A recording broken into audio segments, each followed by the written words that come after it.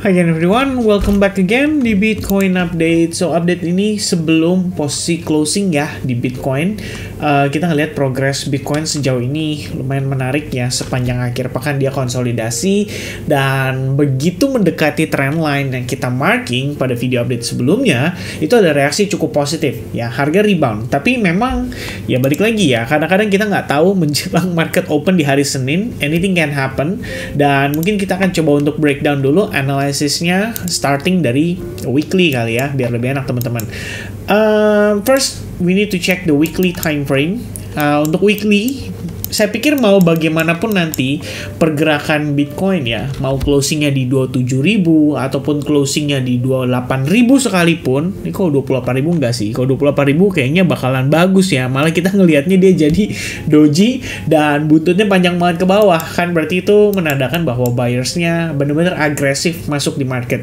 Tapi kalau misalkan kita ngelihat dia closingnya under 27.500 aja, ini berarti secara power momentum sellersnya benar-benar mendominasi selama 1 minggu penuh ya. Yang kita lihat adalah sellers mampu mempertahankan momentumnya, dan di time frame daily kita jadi ngelihat ada proses transisi ya, yang tadi saya sempat mention di previous video tuh yang Shiba Inu ya. Jadi kalau kita ngelihat secara fraktal ya, ini fraktal gitu ya, potensi untuk swing high internal ya. Kalau kita ngelihat ini kan adalah pergerakan eksternal kita nih ya, ada high point di sini ditambah dengan low point di sini ya. Ini adalah high point, low point.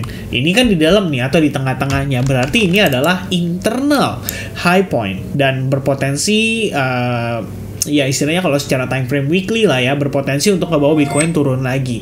Kalaupun dia naik, berarti ini adalah part of the correction, yaitu menjadi consideration untuk saat ini daripada pergerakan si Bitcoin. Time frame daily ya, weekly secara closing, obviously ini adalah sesuatu yang nggak begitu bagus, tapi kita nggak tahu nih teman-teman ya, daily apakah dia bisa membalikan keadaan. Kalau yang saya lihat lagi, ini kan pergerakan selama semingguan, bukan semingguan lah ya, beberapa minggu terakhir itu cenderung naik terbatas dalam sebuah ascending channel.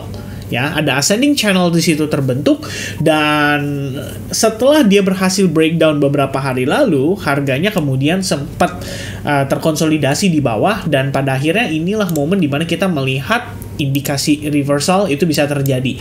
Ya, saya personally juga, kalau teman-teman mungkin ingat ya, jadi waktu beberapa waktu lalu ya, kita di sini ada entry sell short ya, mungkin ini sedikit sharing lagi teman-teman ya untuk merefresh aja. Beberapa waktu lalu saya ada sempat sell short position di Bitcoin, dan saya decide untuk exit full position just before the push daripada Bitcoin beberapa hari lalu. Jadi memang kita sempat antisipasi, dan saya pribadi pun sudah fully out ya di Bitcoin saat harga tadi sempat nyentuh di Fibo 0,5-nya. Jadi saya memang exit itu sekitaran 26.900. Nah, lama berselang itu kita ngelihat ada rebound terjadi, tapi saya kembali remind bahwa overall ini adalah pergerakan di dalam sebuah ascending channel. Jadi begitu ascending channel, kita lihat dia naik lagi, ascending channel masih ya, ternyata respect banget dengan ascending channelnya, dan sampailah di pergerakan saat ini, which is sebenarnya kalau kita lihat time frame 1 jam ya, ini ada upaya lah untuk Bitcoin tuh bisa break di atas ascending channel ini ya. Progresnya sangat agresif, sangat powerful, sangat kencang momentumnya, tapi di sini volumenya, ternyata volumenya cukup mendukung ya. Kita coba lihat deh di Binance di sini, kemudian di indeks. Oke, so far so good ya. Berarti volumenya cukup mendukung, dan kelihatannya kita bakal dibawa untuk retest nih terhadap salah satu area key support resistance-nya. Ya, but before kita ngomongin soal itu, saya bawa teman-teman kembali ke time frame daily dulu ya. Time frame daily teman-teman sekalian, bahwa posisi saat ini kita bisa lihat si VWAP itu masih menjadi resistance besar atau resistance penting buat kita. Meanwhile kalau untuk time frame daily lagi di 27.500, di sini adalah level psychology yang bisa dibilang menjadi target penguatan jangka waktu pendek ya, pergerakan pada Bitcoin saat ini. Dan kalau misalkan dia nanjak terus nih ya, berarti kita bakal dibawa untuk retest ke level tersebut lah ya. Lebih kurangnya itu adalah potensi untuk medium atau short termnya. Dan di time frame hourly-nya ini yang saya pengen bahas dan review secara detail sama teman-teman. Balik lagi ke daily time frame. Jadi ini ada sedikit perspektif yang berbeda ya, dimana kalau kita lihat di sini dia membentuk ascending channel, which is kita sama-sama tahu bahwa dia sudah breakdown lah ya dari si ascending channel tersebut. But But everyone, kalau misalkan secara struktur, nah ini lain ceritanya nih ya, kita nggak berbicara soal trend line, kita nggak berbicara soal garis, tapi kita berbicara soal struktur. Guys, ini adalah struktur Bitcoin ya, higher high, higher low, kemudian higher high, dan I think it's still possible for higher low. Jadi, kalau kita lihat ya, mengacu pada swing di sini, oke, lebih kurangnya, maka kita bisa gunakan Fibonacci retracement, bottom to the top. Ya, more or less level ini. Lalu saya tambahkan Fibonacci yang biasa saya pakai, yaitu golden ratio antara 0,618 dengan 0,71%. Dan rupanya, menariknya nih teman-teman, di 0,71% itu memang confluence. Ya, kita punya SNR dari pergerakan ini, ya, ini adalah bisa dibilang kayak semacam support resistance yang saya percaya powerful ya, terutama dari time frame 4 jam. Kalian bisa lihat di sini, 1 kali tes, 2 kali tes, ya, 3 kali ya, become resistance, become support, naik, kemudian dia turun, ketahan lagi di sana, ketahan lagi di sana, naik, turun lagi ya, tepat dari area box berwarna ungu itu. Kemudian saat kita berhasil reclaim, which is di sini, ini aja respect banget. Ya, dan setelah kemarin harganya di dump, you know what? Price reacting dari level yang sama. Jadi SNR ini memang menurut saya dia punya histori cukup bagus mempertahankan harga untuk entah dia tidak turun ataupun tidak naik ya. Lebih kurangnya saat ini karena posisi dia sebagai support, ya otomatis kita bisa consider bahwa pantulan dari Bitcoin saat ini itu merupakan reaksi dari SNR itu. Ya, dimana di level $26.700 lebih kurangnya. Nah, kalau mengacu lagi pada time frame 4 jam, ya ini makanya saya bilang bisa lihat ini sebagai dua sisi teman-teman sekalian.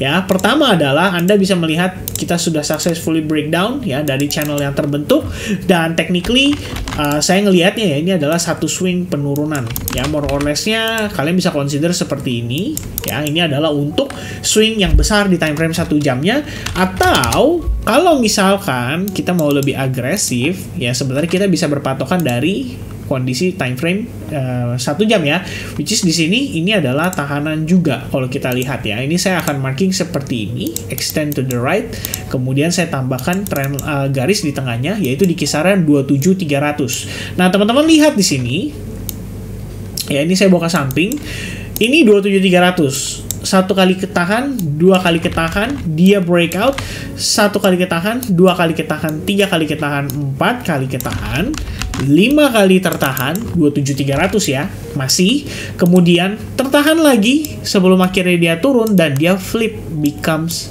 resistance ya.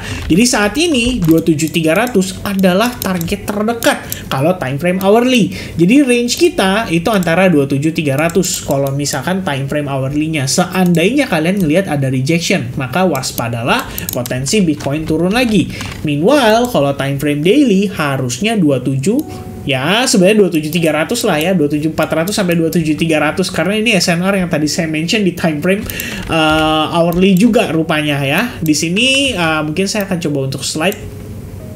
Jadi ini adalah key level kita, di time frame daily ya, saya marking di sini karena ini adalah merupakan level Fibonacci 0,618 kita, plus di sini adalah area SNR kita juga yang berikutnya di kisaran 27.400. Jadi ini range nih ya, pergerakan antara Bitcoin di kisaran 27.400 atau 26.600. Nah, kembali lagi kita berbicara sedikit soal bias nih teman-teman ya. Kalau misalkan berdasarkan time frame daily, saya masih memiliki pandangan bahwa Bitcoin naiknya ini adalah part of the correction. Artinya, somehow, dengan rejection yang terjadi, ini bisa dikonsider bahwa ini potensi untuk membawa harga turun lebih lagi. Ya, kalau misalkan dia naik retest dan kena rejection, itu adalah momen dimana kita bisa dikonsider untuk masuk kembali pada short position.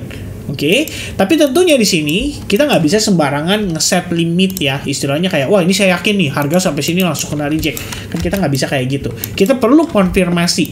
For example, tadi saya bahas ya di Shiba Inu.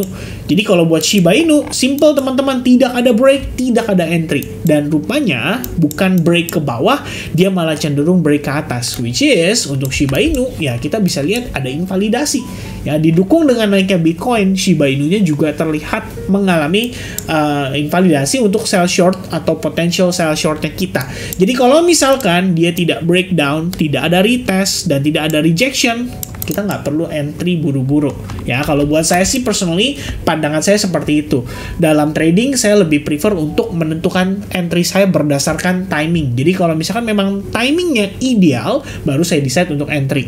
Nah, kembali lagi ke Bitcoin. Ya, kita lihat lagi proses saat ini adalah resistance kita, pergerakan sementara time frame kecil di time frame 1 jam.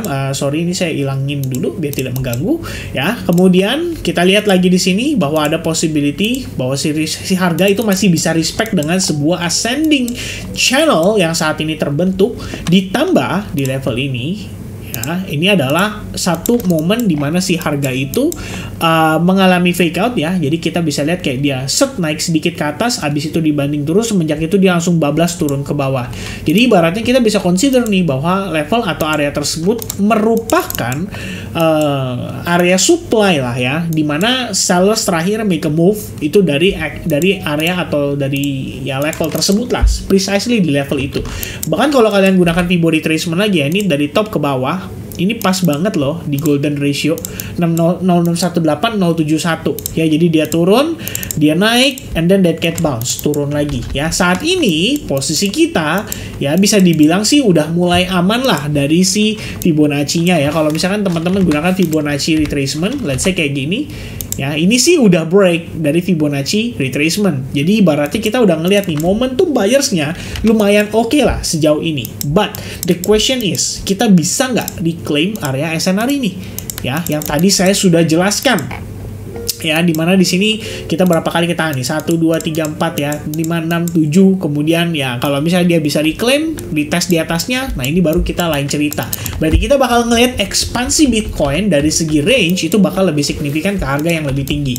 Akan tetapi, kembali lagi teman-teman, kalau misalnya di sini ada rejection, dan you know ya bahwa proses yang terjadi sejauh ini adalah turun impulsif, naik korektif, ya, building order, building buyers istilahnya, supaya lebih banyak retail yang posisinya balik ke buy, dan by the time dia mengalami rejection atau mungkin slightly fake out, which is kita tahu biasanya bandar melakukan itu untuk liquidity sweep, barulah di situ menjadi setup menarik untuk kita sell short. Karena bayangannya berarti di time frame daily, ya ini bayangan saya teman-teman ya, kita bisa ngelihat nih ada candle berpotensi terbentuk seperti ini.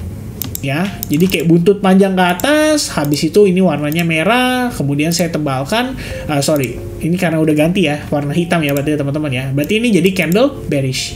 Nah, teman-teman kebayang dong kalau bentuknya kayak gini, apa yang terjadi di time frame hourly-nya? Berarti ada proses liquidity grab. Ya, dia naik dulu sampai ke atas 27.500. Begitu nyampe di sini, orang pikir harga udah balik jadi buy, begitu turun mereka siap-siap buy, begitu di buy ternyata dibawa turun lagi. Nah, itu biasanya kerjaannya bigger players tuh ya, mereka yang mainkan harganya. Alright, so itu dia pandangan saya sementara ini seputar Bitcoin.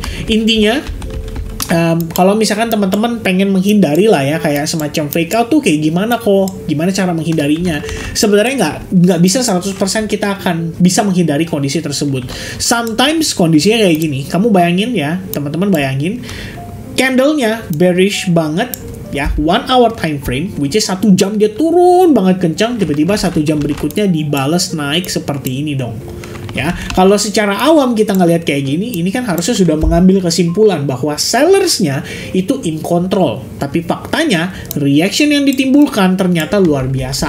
Ya, di sini pun sama ya. Kalau misalnya kita mau mempertimbangkan bahwa nanti dia naik kencang, tiba-tiba wah ini kayaknya bakal breakout nih, itu pun tidak bisa jadi jaminan. Sometimes harga pada candle berikutnya bisa aja malah jadi fake out. Dan by the time terjadi fake out, itulah biasanya ketika kita as a retail traders sebaiknya mengikuti pergerakan daripada bigger players, karena mereka berarti melakukan itu dengan sengaja supaya mengundang lebih banyak likuiditas di pasar.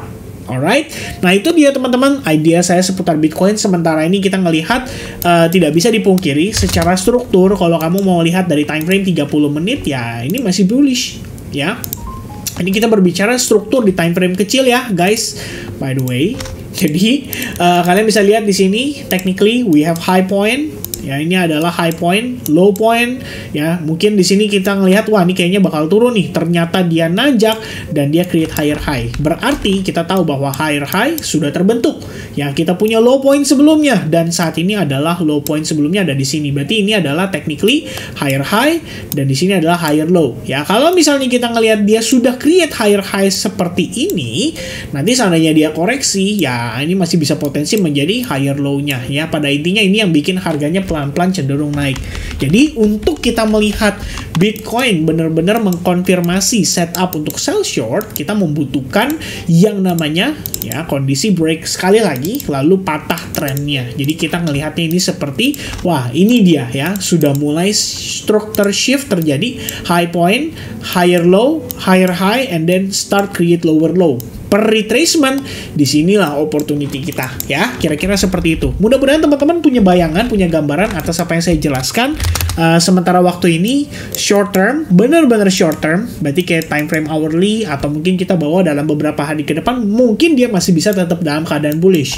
Apalagi selama channel belum break dan selama struktur di time frame 30 menit masih valid, berarti market masih bisa naik lagi. Oke? Sementara waktu itu dia idea saya seputar Bitcoin. Semoga kiranya cukup clear dari apa yang saya sampaikan. Thank you banget buat teman-teman yang udah nonton video ini sampai selesai. Semoga informasi ini bisa bermanfaat buat teman-teman, bisa jadi pembelajaran, bisa jadi tambahan alternatif skenario atau referensi analisis. Sampai jumpa kembali di update berikutnya. God bless teman-teman dan happy Monday. Cheers guys. Bye-bye.